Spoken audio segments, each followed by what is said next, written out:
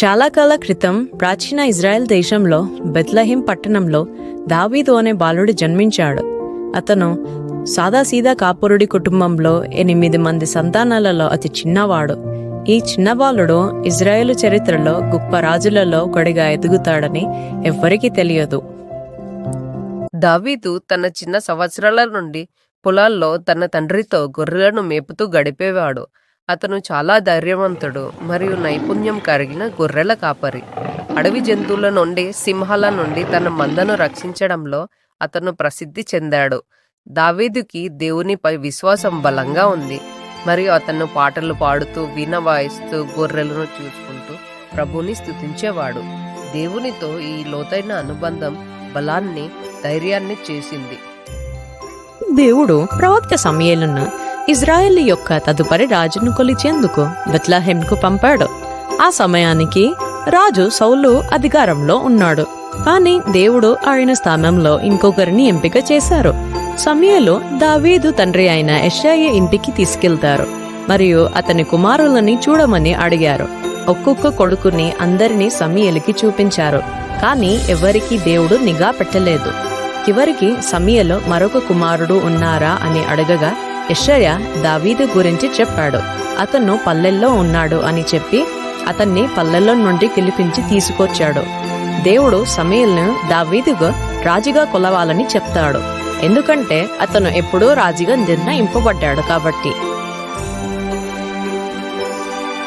దేవుడు భవిష్యత్తు రాజుగా అభిషేకించబడినప్పటికీ అతను ఎప్పటిలాగే గొర్రెల కాపరిగానే సేవ చేస్తూనే ఉన్నాడు.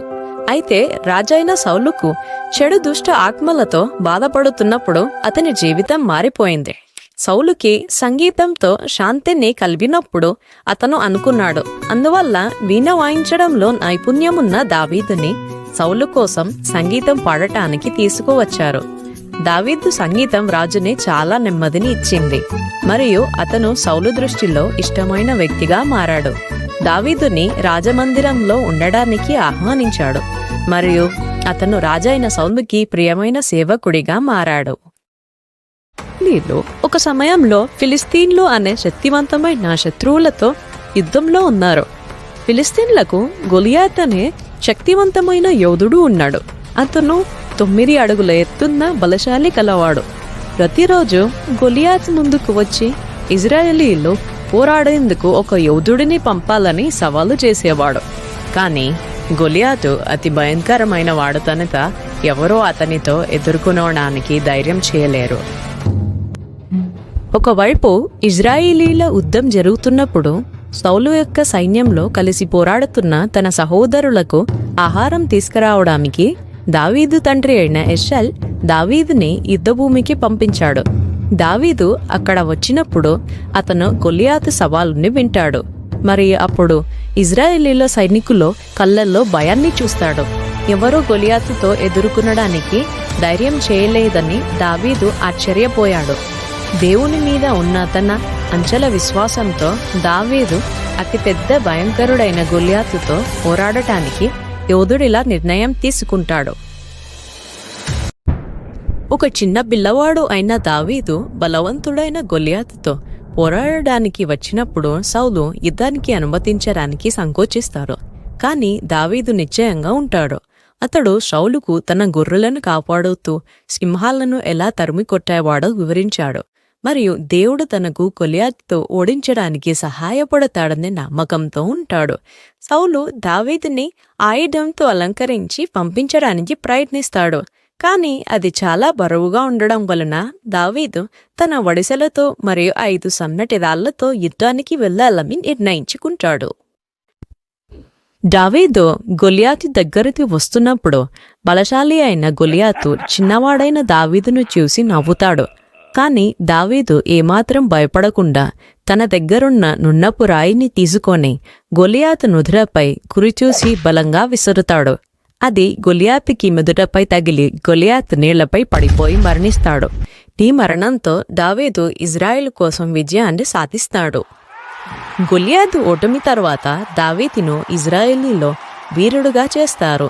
ప్రజలు అతని ధైర్య సాహసాలను పాడుతూ సంబరాలు చేసుకుంటారు. అయితే సౌలు రాజు దావీదుకు పెరుగుతున్న ప్రజాదరణం చూసి అసూయ చెందుతాడు మరియు అతనిని ముప్పుగా చూడడం ప్రారంభిస్తాడు. సౌలు తనకు హాని చేయాలని ప్రయత్నించినప్పటికీ దావీదు నమ్మకంగా ఉండి రాజుకి నమ్మకంగా సేవ చేయడం కొనసాగిస్తాడు. దావీదుకి కీర్తి పెరిగే కొద్దీ సౌలుకు అసూయ పెరుగుతుంది. సౌలు దావీదుని చంపడానికి అనేక ప్రయత్నాలు చేస్తాడు. అతన్ని పారిపోయిన వ్యక్తిగా జీవించేలా చేస్తాడు. ఎన్ని కష్టాలు ఉన్నప్పటికీ దావీదు దేవునిపై తన విశ్వాసాన్ని ఎన్నడూ కోల్పోలేదు. సౌలును చంపడానికి అతనికి అనేక అవకాశాలు వచ్చినప్పటికీ అతను ప్రభు అభిషిక్తుడైన రాజుకి హాని చేయకూడదని అనుకుంటాడు.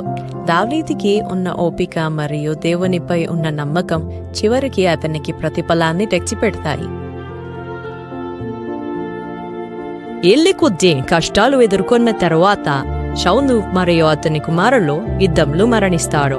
తరువాత దేవుడి చేత దావీదు అనేక పరీక్షలను ఎదుర్కొన్న తరువాత ఇజ్రాయేలుకు సరైన రాజుగా పొగబడతాడు. దావీదు ఇజ్రాయేలు గోత్రాలను ఒక్కటిగా కలిపి జెరూసలేం నగరాన్ని రాజధానిగా స్థాపిస్తాడు. దావీదు తెలివి మరియు పాలన న్యాయపరుడిగా ప్రసిద్ధి చెందుతాడు. తన పాలనను ప్రజల విశ్వాసం మరియు ధైర్యంతో నడిపిస్తారు.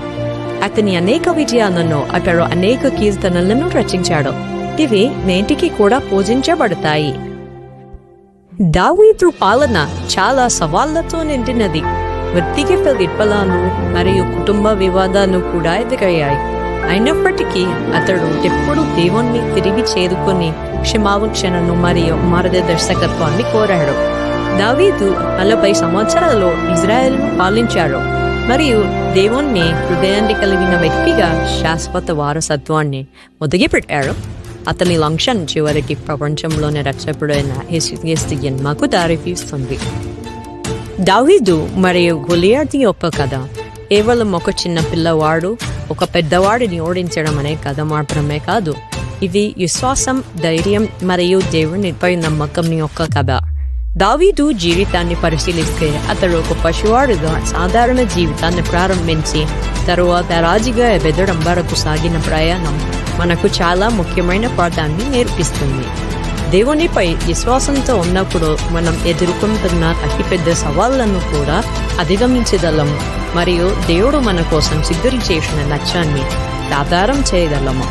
ఈ కథ మనకు దేవునిపై నమ్మకం, ధైర్యం మరియు సత్యం ఉన్నప్పుడు ఏమైనా సాధించవచ్చని మరియు దేవుని ఉద్దేశించిన మార్గంలో ముందుకు సాగవచ్చని బోధిస్తుంది.